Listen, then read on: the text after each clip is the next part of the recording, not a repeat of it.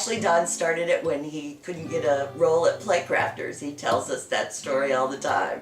He didn't get cast, and so he went out and started his own theater.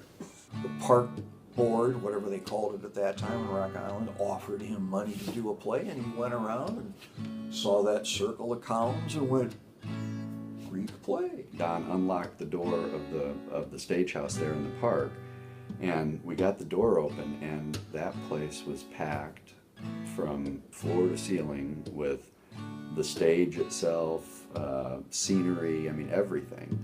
And I thought, what have I gotten myself into? Don's organizational skills were problematic sometimes, and he never sleeps. I mean, the guy hangs in his closet by his toes. He does not sleep. Don has a way of eliciting the creativity that's in the Quad Cities and incorporating it into the Guild. They just grabbed me. They were obviously desperately in need of actors, and they just grabbed me and put me in it. My wife Peggy and I came out there in 1984 just to kind of see what it was all about and stuff like that, and I just fell in love with it.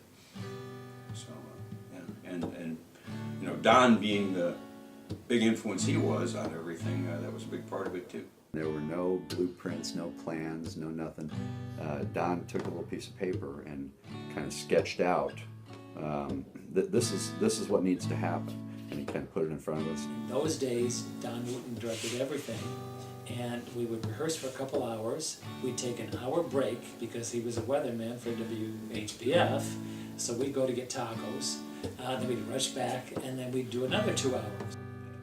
About 3 weeks later, we had the framework up around the stage and the sets, and we were producing theater.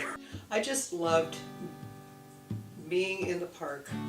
And you know, Don is a great teacher. I think that's really one of his greatest strengths, is being a teacher. I don't think most people understood how much work he did with the scripts themselves to bring them into a more understandable form for audiences. And I just loved being in the park and him describing, you know, the playwright who had written this play, you know, like that, you know, hundreds, thousands of years ago. And he could inspire in me such a feeling of being a part of something that's really important.